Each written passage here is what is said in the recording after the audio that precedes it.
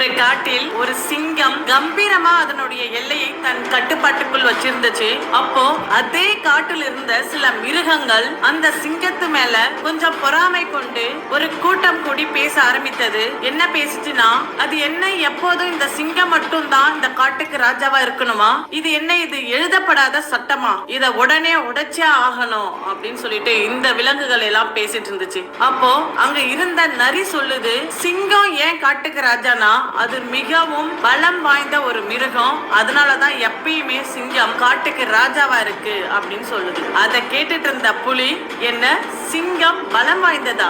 நான் சிங்கத்தை விட எடையும் உயரமும் சண்டையிடும் திறனும் எனக்கு சிங்கத்தை விட 2 மடங்கு இருக்கு, அதனால நான் சிங்கத்தை விட பலமானவன் என சொல்லி முடிச்சுச்சு. அதை கேட்டுட்டு இருந்த நீர் யானை, அப்படி பார்த்தா நான் உங்க 2 பேரையும் விட, அதாவது சிங்கம் புலி, உங்க இருவரை விட நான் அதிக எடையையும் அதிக உயரத்தையும் கொண்டிருக்கிறேன். அதே போல என் வாயை பெரியதாக திறக்க முடியும். அப்படி திறந்து நான் சிங்கத்தை கடித்தால் சிங்கம் நொறுங்கிவிடும். அப்படி பார்த்தால் நான் தான் சிங்கத்தை விட பலமானவன் என நீர் யானை சொல்லுது. அதை கேட்டுட்டு இருந்த காண்டாமிருகம், அப்படி பார்த்தா நானும் நீர் யானைக்கு சமமான எடையையும் உயரத்தையும் கொண்டிருப்பதோடு எல்லாரையும் விட அதிகப்படியாக எனக்கு ஒரு கொம்பு இருக்கு. அந்த கொம்பை பயன்படுத்தி சிங்கத்தை குத்தி கிழித்து விடலாம். அதனால் நான் தான் சிங்கத்தை விட பலமானவன் என சொல்லி முடிக்குது. இதை அமைதியாக கேட்டுட்டு இருந்த ஒட்டகச்சிவிங்கி அங்க வந்து சொல்லுது, என் உயரத்தை நீங்க பாத்தீங்களா? என்ன சிங்கம் தாக்கவே முடியாது. அப்படியே என்ன தாக்க வந்தா நான் உதைக்கும் உதையில் சிங்கம் பறந்து ஓடிவிடும். அதனால் நான் தான் சிங்கத்தை விட பலமானவன் என ஒட்டகச்சிவிங்கி சொல்லி முடிக்குது. அந்த நேரத்தில் பக்கத்தில் இருந்த ஒரு ஆற்றில் இருந்து முதலை வெளியிலே வந்து, நானும் தான் பலமானவன், என்னையும் சிங்கம் தாக்கவே முடியாது. நான் தான் சிங்கத்தின் காலை கப்பி பிடித்தால் என்னிடம் இருந்து சிங்கம் தப்பிக்கவே முடியாது. எனவே நானும் பலமானவன் என இந்த போட்டியிலே அதுவும் கலந்து கொண்டது. இந்த எல்லா விலங்குகளும் பேசிக் கொண்டிருந்ததை அமைதியாக கேட்டுக்கொண்டிருந்த யானை வந்து சொல்ல ஆரம்பிக்குது, உங்க எல்லார விடவும் என்னுடைய எடையும் சரி, உயரமும் சரி, வீரமும் சரி மிக அதிகம். என் தும்பிக்கையை கொண்டே நான் ஓங்கி சிங்கத்தை அடித்தால் சிங்கம் சுருண்டு விழுந்துவிடும். அதனால இந்த காட்டிலே மிக மிக பலமானவன் என்றால் அது நான் தான் என சொல்லி யானை முடிக்கிறது. இதை கேட்ட குரங்கு சொல்லுது, இத்தனை பேர் சிங்கத்தை விட பலமானவர்கள் இந்த காட்டிலே இருந்தாலும் இந்த காட்டிற்கு ராஜாவாக சிங்கம் இருப்பதற்கான முக்கியமான காரணம் அது பயந்ததே கிடையாது. அதற்கு பயம்னா என்னன்னே தெரியாது. அதனால் தான் அது காட்டிற்கு ராஜாவாக இருக்கு அப்படின்னு சொல்லி முடிச்சது. அப்போ எதுவாக இருந்தாலும் சரி, நாம பலம் வாய்ந்தவர்கள் எல்லோரும் சேர்ந்து சிங்கத்தை தாக்கி சிங்கத்தின் கதையை முடிக்க வேண்டும். இல்லை என்றால் சிங்கத்தை பயமுறுத்தி இங்கே இருந்து ஓடவிட வேண்டும் என எல்லா விலங்குகளும் சேர்ந்து திட்டம் தீட்டின. திட்டமிட்டபடி நரி சிங்கத்திடம் சென்று, சிங்கராஜா, நம் காட்டில் உள்ள மிருகங்கள் அனைத்தும் உங்களை பார்க்க சேர்ந்து வந்துள்ளன, ஏன் என்று தெரியவில்லை, வாங்க என கூப்பிடுது. அதற்கு நரியை நம்பி சிங்கமும் எல்லா மிருகங்களும் இருக்கக்கூடிய இடத்திற்கு வருது. அப்போ அங்கே நின்று கொண்டிருந்த ஒட்டகச்சிவிங்கி சிங்கத்தை எட்டி உதைக்குது. சிங்கத்திற்கு ஒண்ணுமே புரியல, என்ன நடக்குது இங்கன்னு சிந்திப்பதற்குள்ளேயே பறந்து போய் தூரமா விழுது. அப்போ அந்த இடத்துல இருந்த காண்டாமிருகம் அதோடைய கொம்பினால் சிங்கத்தை குத்தி தூக்கி வீசுது. அப்போ அந்த சிங்கம் பக்கத்திலே இருந்த ஒரு ஆற்றில் போயிட்டு விழுது. அந்த ஆற்றில் விழுந்த சிங்கம் தட்டு தடுமாறி எழுந்து நிற்கிறது. அப்போ அந்த ஆற்றில் இருந்த முதலை ஓடி வந்து தன்னுடைய காலை கப்பி பிடிச்சுக்குது. ரொம்ப நேரம் போராடி சிங்கம் முதலை கிட்ட இருந்து தப்பித்து வெளியே வருது. அப்போ அங்க இருந்த நீர் யானை தன்னுடைய வாயை பிளந்து கொண்டு சிங்கத்தை கடிக்க வேகமா ஓடி வருது. நூல் இழையில் தப்பிக்கிறது சிங்கம். அப்போ அங்கே இருந்த யானை தன்னுடைய தும்பிக்கையால் சிங்கத்தை பிடித்து தூக்கி வீசுகிறது. கீழே விழுந்த அந்த சிங்கத்தை புலி ஓடி போய் தாக்குகிறது. இது எல்லாம் பார்த்துட்டு இருந்த அந்த குரங்கு கூட்டங்கள் சிங்கத்தோடைய நிலையை பார்த்து ஏளனமாக சிரிக்க ஆரம்பிக்குதுங்க. அப்போதான் சிங்கத்திற்கு புரிய வருது, எல்லா மிருகங்களும் தம்மை தாக்கிட்டு அழிக்க நினைக்குதுன்னு. பிறகுதான் சிங்கம் தன்னுடைய முழு பலத்தையும் பயன்படுத்தி ஒரு மிருகங்களாக தாக்கி வீசுது.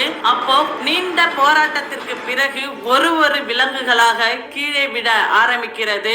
நீண்ட போராட்டத்திற்கு பிறகு எல்லா விலங்குகளையும் தரையிலே தூக்கி எறிந்துவிட்டு இரவு நேரத்திலே தன்னந்தனியாக சிங்கம் நின்று எல்லா எல்லா விலங்குகளையும் ஒரு பார்வை பார்த்துவிட்டு அதிகமான இரத்த காயங்களுடன் தன்னுடைய குகையை நோக்கி சென்றது. காலை வெடிந்ததும் எல்லா மிருகங்களும் பேசிக்கொள்கின்றன.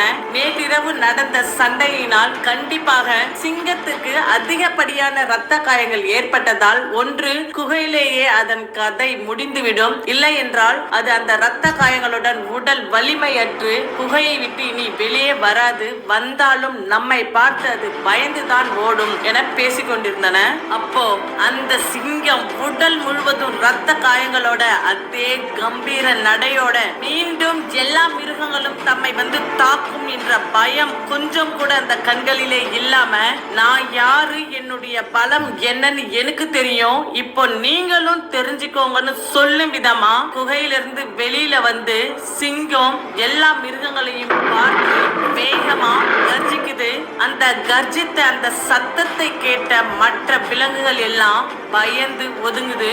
அப்போதான் எல்லா விலங்குகளுக்கும் புரிய வந்தது என்னன்னா, இந்த சிங்கம் இந்த காட்டுக்கு ராஜாவா இருக்கிறதுக்கான காரணம் பயம் இல்லாமல் இருப்பதனாலோ இல்ல தன்னுடைய பலத்தாலோ இல்ல மற்ற விலங்குகளை தாக்கும் திறனாலோ இல்ல, எப்படிப்பட்ட பலம் வாய்ந்த மிருகங்கள் வந்தாலும் அந்த மிருகங்களை என்னால் தாக்க முடியும், எந்த சூழ்நிலையிலும் என்னால் முடியும் என சிங்கம் முழுமையான தன்னம்பிக்கையோடு இருப்பதே இந்த காட்டிற்கு சிங்கம் ராஜாவாக இருக்க காரணம் என எல்லா விலங்குகளுக்கும் புரிய வந்தது. இதனால் சிங்கத்தை பார்த்த எல்லா விலங்குகளும் பயந்து ஓடி போய் மறைந்து விட்டன.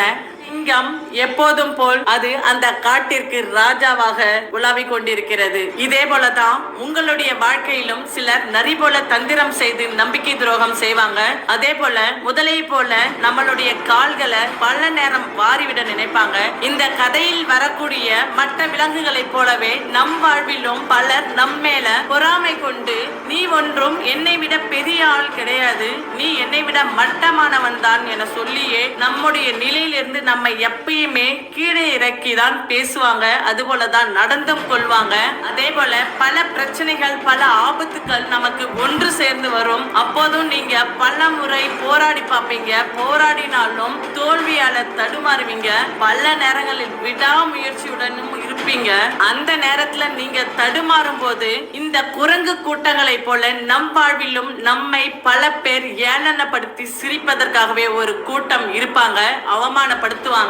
அப்படிப்பட்ட சூழ்நிலையில் நீங்க இந்த சிங்கத்தை போல உங்க பலம் என்னன்னு உங்களுக்கு தெரியும், உங்களால எல்லாத்தையும் சமாளிக்க முடியும், எத்தகைய பிரச்சனையும் என்னால சரி செய்ய முடியும்னு நீங்க ஒரு முழு தன்னம்பிக்கையோட இருக்கணும்.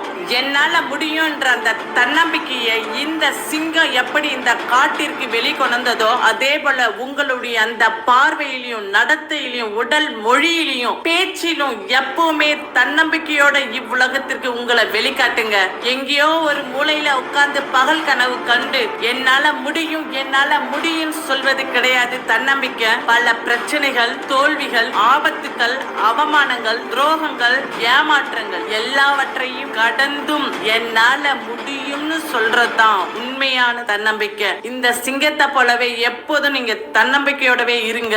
அப்பதான் உங்க வாழ்க்கையிலும் சரி, நீங்க இருக்கக்கூடிய இடத்திலும் சரி, நீங்க தான் எப்பயுமே ராஜா.